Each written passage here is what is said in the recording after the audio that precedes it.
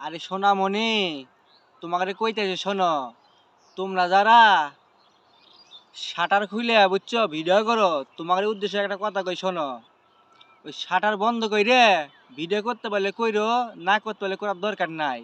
আর যদি মনে করো যে আমার শাটার বার করে ভিডিও করা লাগবো, তা এক কাজ করো, ওই ভিডিও না কইরা, ভিডিও তো ভিউজ হইতেও পারে না হইতে পারে, কোনো ওই সময়টা ইনভেস্ট হইব বুঝছো, ওই সময় তো কোনো দাম থাকবো না। এক কাজ করো, ওই শাটারটা খুললেই আবাসিকা যাও। আবাসিকা যা দুই চারটা পড়াশোন দিলেই মেলা টাকা কামাইতে পারবা। ভিউজতে কত পাবা?